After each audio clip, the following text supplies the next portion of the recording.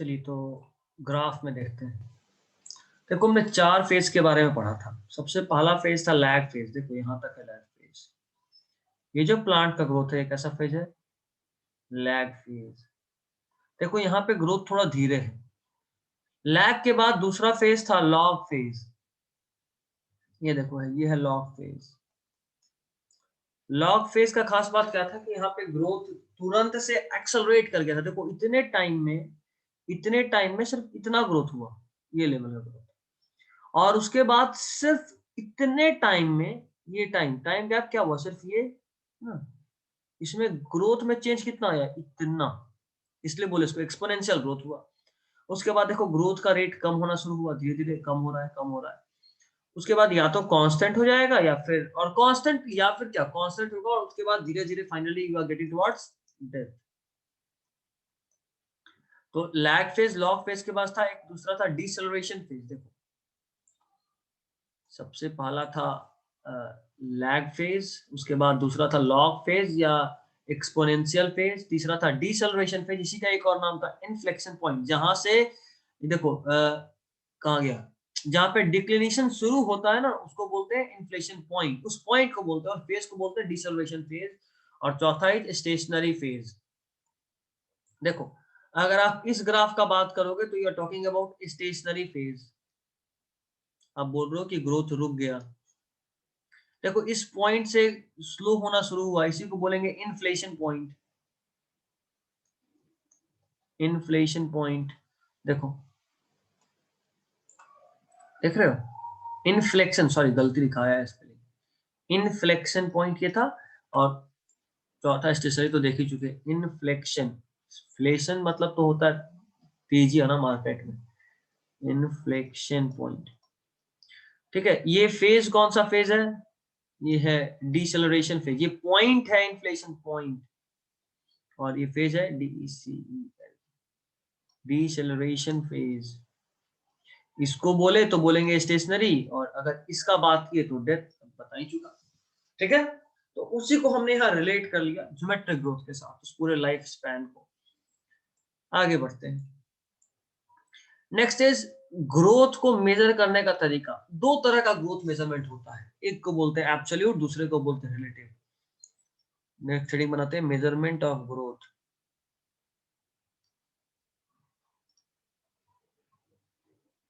Measurement of growth, इसका formula याद रखिएगा, कई बार इस पे न्यूमेरिकल आ जाता है डायरेक्टली। न्यूमेरिकल आ जाता है, याद रखिएगा, न्यूमेरिकल यहाँ से पूछता है कई बार। दो तरह का, फर्स्ट इज एब्सोल्यूट और सेकंड इज रिलेटिव। समझने का सिंपल तरीका है, नेट ग्रोथ जो होता है ना, नेट ग्रोथ, इसको हम बोलते हैं एब्सोल्यूट ग्रोथ। जैसे मान लो मेरा साइज 3 सेंटीमीटर बढ़ा एक साल में, दिस इज माय नेट और एब्सोल्यूट ग्रोथ। ठीक है, और रिलेटिव ग्रोथ का मतलब कि मतलब ग्रोथ कितना हुआ और पहले कितना था, दोनों का रेशियो। ये नेट ग्रोथ है एंड दिस इज रेशियो। ठीक है, और उसी को अगर रेशियो को 100 से मल्टीप्लाई कर देंगे तो कई बार परसेंटेज ग्रोथ भी मिल जाता है, परसेंटेज रिलेटिव ग्रोथ। रेशियो किसके बीच में है वो तो अभी फॉर्मूला में देखेंगे। मेनली ये है क्या, इट इज डिफाइंड विथ, ऐसे लिखता हूं, with respect to some other quantity, किसी और के रिस्पेक्ट में। एग्जांपल अभी लेंगे तो समझ में आ जाएगा, ये डायग्राम उसी एग्जांपल को बता रहा है। देखो पहले एब्सोल्यूट ग्रोथ, यहाँ एक्चुअल ग्रोथ है obtained by plotting growth against time. जो नेट ग्रोथ हुआ उसको आप टाइम के अगेंस्ट में प्लॉट कर दीजिए तो आपको जो मिलेगा वो मिलेगा टोटल ग्रोथ, और उसी को बोलते हैं एब्सोल्यूट ग्रोथ। रेट बोल दी, देखो अभी मैंने ग्रोथ बात किया था, अगर रेट बोलते तो दोनों केस में नेट ग्रोथ बाय टाइम करते, और यहाँ रिलेटिव ग्रोथ बाय टाइम करते। मतलब नेट बोल दिया, रेट बोले तो टाइम से डिवाइड मारेंगे, जो भी चीज हो उसको टाइम से डिवाइड कर देंगे तो उसका रेट मिल जाएगा। अभी हमने ग्रोथ पढ़ा था साइड में, तो ग्रोथ को हमने कहा, देखो वापस से रिपीट कर रहा हूँ, मिटाकर वापस से रिपीट कर रहा हूँ।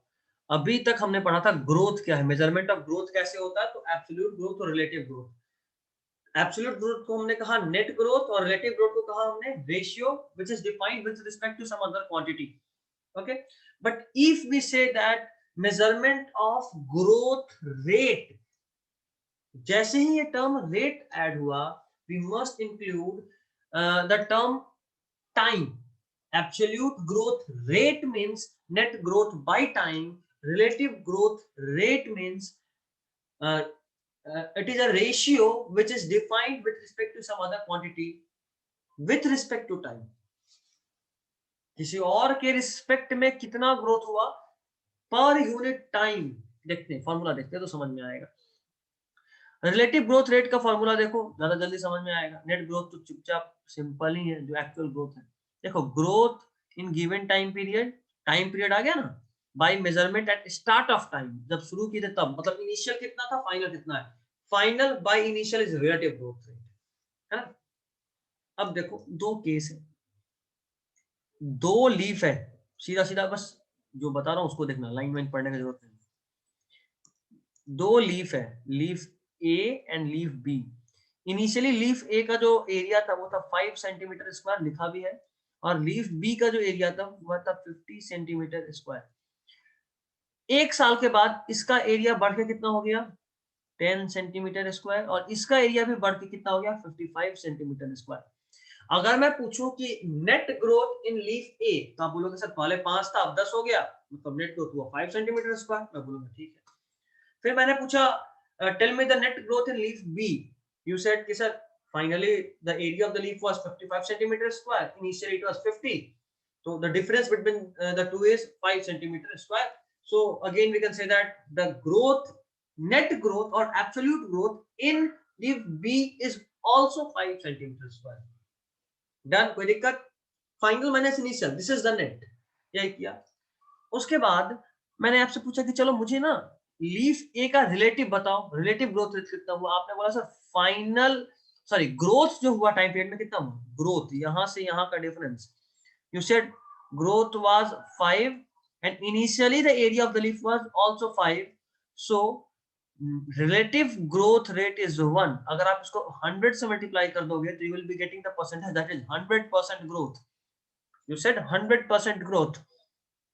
Next, in this case, that means in leaf B, growth in the given time period, final was 55, initial was 50, means the growth which occurred during that specified time is also 5 centimeter. Growth तो अभी भी 5 का हुआ, but initially the length was, sorry, initially the area was 50. So if we are asking about the growth rate percentage in leaf B, means this is growth rate, relative growth rate into 100 is the percentage, so you will be getting 10%. Mind it, net or absolute growth rate in both the leaf, that is for leaf A and leaf B, is 5 centimeter square. But when it comes about relative growth rate, the relative growth rate percentage for leaf A is 100%, while for the same net growth, that is about 5 centimeter square, the relative growth rate percentage for leaf B was about 10% only.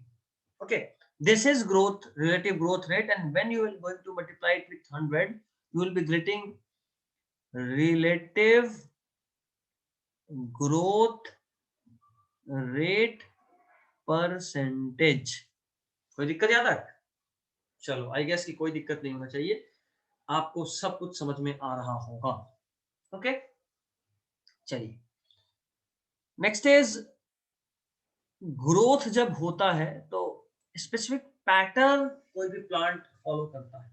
जब भी growth हो रहा होता है तो अब you में से डेवलपमेंटल पैटर्न, डेवलपमेंट कैसे होता है, उसका जो पैटर्न है किसी भी प्लांट के लिए, किसी भी कॉमन प्लांट के लिए, वो पैटर्न क्या है उस बारे में अगर हम बात करें तो will be getting 3 patterns. First is differentiation. बार बार मैंने आपको बताया है, डिफरेंशिएशन का सिंपल मीनिंग होता है स्पेशलाइजेशन, ठीक है। स्पेशलाइजेशन के बाद होता है डी डिफरेंशिएशन, मतलब वापस से नॉन स्पेशलाइज हो जाना, एंड देन वापस से रीडिफरेंशिएशन।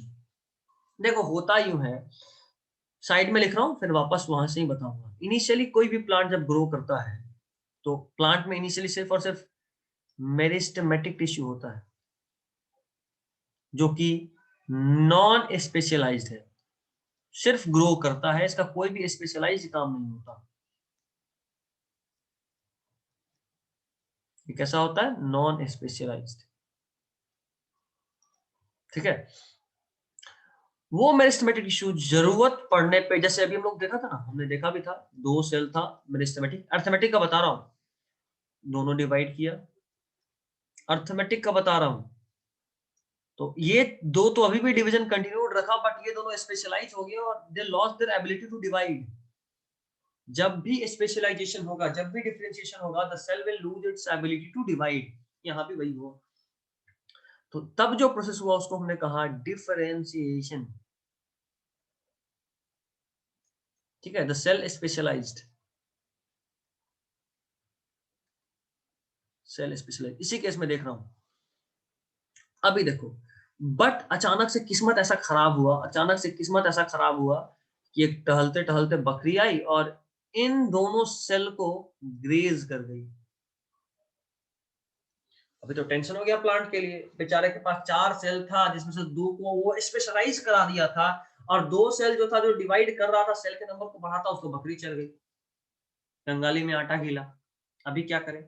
तो अभी क्या होता है कि ये जो दोनों स्पेशलाइज्ड सेल था, ये जो दोनों स्पेशलाइज्ड डिफरेंशिएटेड सेल था, ये डिफरेंशिएटेड सेल वापस से नॉन स्पेशलाइज होता है। क्या होता है? Non specialise. ऐसा बात है, जिंदा रहना तो ये काम करना पड़ेगा। And this non specialisation of a differentiated specialised cell is called D differentiation.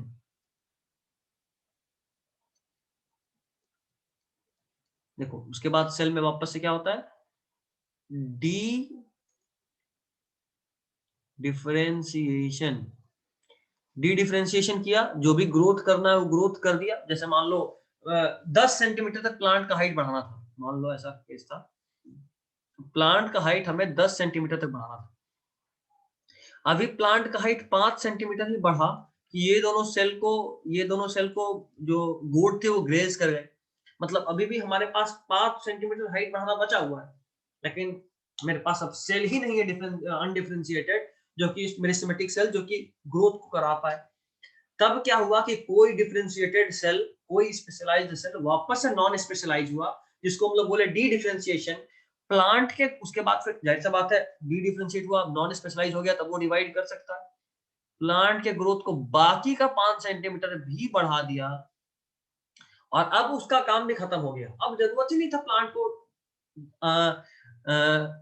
Meristematic cells का। तो क्या होगा? वो जो सेल जो डिफरेंशिएट हो चुका था, वापस से डी डिफरेंशिएट हुआ प्लांट के ग्रोथ को कराने के लिए, वो फिर से डिफरेंशिएट कर जाएगा, है ना? After the work is done, जब काम हो गया, तब ये सेल अगेन स्पेशलाइज होता है। अगेन स्पेशलाइज, देखो पहली बार स्पेशलाइज को बोलते हैं डिफरेंशिएशन, उसके बाद हुआ नॉन स्पेशलाइज, स्पेशलाइज हो चुका था, उसके बाद सुपर स्पेशलिटी नहीं करता है, स्पेशलाइज हुआ, फिर वापस से सब कुछ भूल भाल गया, तो उसको बोले डी डिफरेंशिएशन। फिर से स्पेशलाइज होऊंगा, तब उसको बोले अगेन स्पेशलाइज, को बोले रीडिफरेंशिएशन। क्या बोले? रीडिफरेंशिएशन, डी डिफरेंशिएशन। उसके बाद after the work is done, D differentiation के बाद क्या बनाया? Meristematic cell. ऐसा प्लांट में होता है, कहाँ होता है, कैसे होता है, सब पढ़ेंगे, लेकिन एनाटॉमी में। हमने पहले ही कहा था कि ये पूरा चैप्टर एनाटॉमी से लिंक्ड है, वहां पे पूरा पूरा केस। जो सेकेंडरी ग्रोथ होता है ना, देखो नॉर्मली प्लांट में जब आप देखोगे, जब एक प्लांट कोई ग्रो कर रहा होता है, तो सिर्फ उसका हाइट बढ़ता है ना, हाइट इतना दिन बढ़ गया पहले। हाइट बढ़ने के बाद जब हाइट थोड़ा स्लो होता है, रुकता है, तब जाके उसका चौड़ाई बढ़ना शुरू होता है। ये क्या बात हुआ?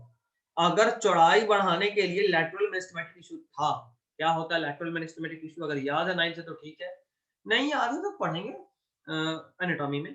ऐसे अभी जीके के लिए बता दूं, जो लैटरल मेरिस्टेमेटिक टिश्यू होता है, ये प्लांट के स्टेम रीजन में होता है, और इसका काम होता है प्लांट के चौड़ाई को, गर्थ को बढ़ाना। ठीक है, तो मेरे कहने का मतलब ये है कि अगर वो मेरिस्टेमेटिक टिश्यू प्लांट में शुरू से था, तो क्यों नहीं प्लांट का चौड़ाई पहले ही बढ़ गया? क्योंकि प्लांट का ग्रोथ तो कंटिन्यूअस है, अगर वो मेरिस्टेमेटिक टिश्यू मतलब डिवाइड करेगा, डिवाइड करेगा तो ग्रोथ तो बढ़ जाएगा ना। तो अगर ग्रोथ नहीं बढ़ रहा मतलब वहां पे कोई भी मेरिस्टेमेटिक इशू नहीं है। ये कैसे पता करेंगे? तो सॉरी, इसको कैसे एक्सप्लेन करेंगे? इसको एक्सप्लेन ऐसे करते हैं कि इनिशियली वहां पे मेरिस्टेमेटिक इशू था जब ग्रोथ हो रहा था, तो जैसे ही ग्रोथ होते होते वो थोड़ा आगे गया, तब वो मेरिस्टेमेटिक इशू डिफरेंशिएट कर गया, स्पेशलाइज कर गया और शांत हो गया। अब वो डिवाइड नहीं कर सकता। फिर जब प्लांट का ग्रोथ एक स्पेशल लेवल तक हो गया, तो वो वापस से डी डिफरेंशिएट किया, वापस से नॉन स्पेशलाइज किया और प्लांट के चौड़ाई को बढ़ाया। और एक बार प्लांट का रिक्वायर्ड गर्थ बढ़ गया, then again this meristematic issue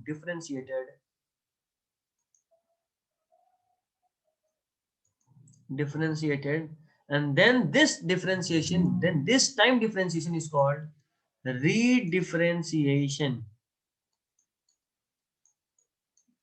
इसको यहाँ पे अच्छा रहेगा लिख दूं मैं, अगर अगेन डिफरेंशिएटेड। अब जरा पढ़ लो, देखो पहले तो डिफरेंशिएशन क्या है? Growth invariably association with differentiation. Differentiation is a permanent localised qualitative change. Localised मतलब एट फिक्स्ड पोजीशन, जगह पे, फिक्स जगह पे, जिसमें कि उसका साइज, बायोकेमिस्ट्री, स्ट्रक्चर, फंक्शन, ये सब कुछ जो कुछ भी है वो स्पेशलाइज हो जाता है। एग्जांपल देख लो, देखता हूँ एग्जांपल कुछ है काम कि नहीं। इनमें से कुछ भी काम का एग्जांपल नहीं। पढ़ लो, काम गलत कुछ नहीं है लेकिन कोई भी काम का नहीं है। हाँ ये पढ़ सकते हो, loss of nucleus in sieve tube, सब एनाटॉमी में आएगा, यहाँ कोई काम का नहीं, छोड़ो। Next is dedifferentiation. Dedifferentiation क्या है? Process of despecialisation of differentiated living cells so that they regain the capacity to divide to form new cells. ये एग्जांपल अगर रट सकते हो तो रट लो, नहीं रट सकते हो तो उसको एनाटॉमी में तो समझेंगे ही, वहां पे रटेंगे। एनाटॉमी का चीज है, बार बार बोल रहा हूँ।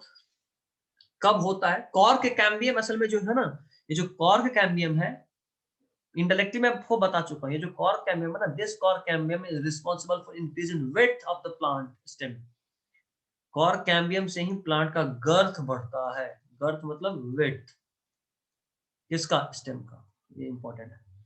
Next is redifferentiation, structural, chemical and physiological specialisation again of cells derived from de-differentiated meristematic tissue. देखो जो de-differentiated मेरिस्टेमेटिक टिश्यू था वो वापस स्पेशलाइज कर गया, तो इसको बोले रीडिफरेंशिएशन। ठीक है, खैर चलिए, ये तो हाँ, कैसे ये स्पेशलाइजेशन डी स्पेशलाइजेशन होता है, आपको बस ये सीक्वेंस याद रखना है। सबसे पहले मेरिस्टेमेटिक सेल्स था, मेरिस्टेमेटिक सेल डी डिफरेंशिएट किया, डी डिफरेंशिएट करने के बाद वापस से वो रीडिफरेंशिएट करेगा, है ना? सॉरी, गलत बोल दिया। मेरिस्टेमेटिक सेल्स का वो पहले डिफरेंशिएट करेगा, डिफरेंशिएट करने के बाद डी डिफरेंशिएट करेगा और उसके बाद फाइनली रीडिफरेंशिएशन का केस बनेगा। ठीक है ना? ये लिखने का मन कर रहा है तो लिख सकते हैं सीक्वेंस में, यहाँ साइड में जगह है ही, ये जो चीज मैंने लिखा है, या अगर आप यहाँ लिखना चाहो तो लिख सकते हो, या कहीं और जगह देख के लिख लो। सीक्वेंस, बस आपको बार बार बोल रहा हूँ, सीक्वेंस इंपॉर्टेंट है। ये कहानी के फॉर्म में इसको याद रखना तो पूरा पूरा ये चीज याद रहे, इस पे क्वेश्चन बनता है, सीक्वेंस बनता है। चलो हटाता हूँ और आगे बढ़ते हैं। नेक्स्ट टॉपिक इज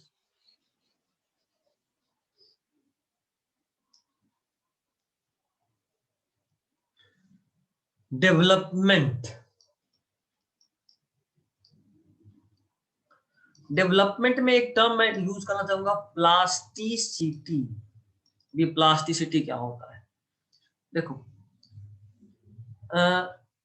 प्लास्टिसिटी क्या होता है? वो एक्चुअली होता ही है ना कि कई बार एक ही प्लांट अलग अलग एनवायरमेंट में अपने ग्रोथ फेज को या ग्रोथ पैटर्न को बदल देता है, इसी को बोलते हैं प्लास्टिसिटी। कई बार एक ही प्लांट अलग अलग एनवायरमेंट में अपने ग्रोथ के पैटर्न को बदल देता है, इसी को हम लोग बोलते हैं प्लास्टिसिटी। सबसे पहले तो प्लास्टिसिटी लिखने से पहले या समझने से पहले एक बार जरा डेवलपमेंट देख ले पैटर्न में। डेवलपमेंट क्या है? तो एक लाइन में समझाऊं तो ये, it is sum total of growth and differentiation. Growth भी होना और डिफरेंशिएट भी होना, इन दोनों का जो कंबाइंड प्रोडक्ट हमको दिखता है, इसे ही हम कहते हैं डेवलपमेंट। ठीक है, development is combined effect of growth and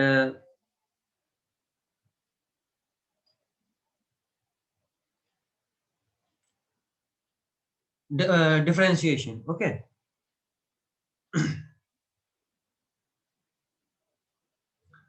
next is, इसका कुछ टाइप्स होता है, इसका कुछ टाइप्स होता है।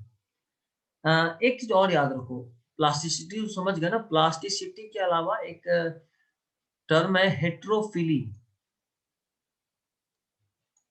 PHOYLLY। हेट्रोफिली क्या होता है? एक ही प्लांट, एक ही प्लांट क्या करता है, कभी कभी अलग अलग इन्वायरमेंट में जब अलग अलग तरह का लीफ बनाता है तो उसको हम लोग बोलते हैं हेट्रोफिली। एक ही प्लांट जब अलग अलग इन्वायरमेंट में अलग अलग तरह का लीफ बनाता है तो उसको हम लोग बोलते हैं हेट्रोफिली। ठीक है, जैसे हेट्रोफिली दो तरह का होता है, एक होता है इन्वायरमेंटल और एक होता है डेवलपमेंटल।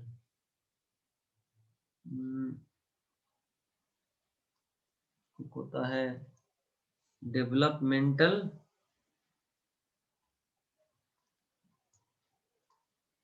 और एक होता है इन्वायरमेंटल।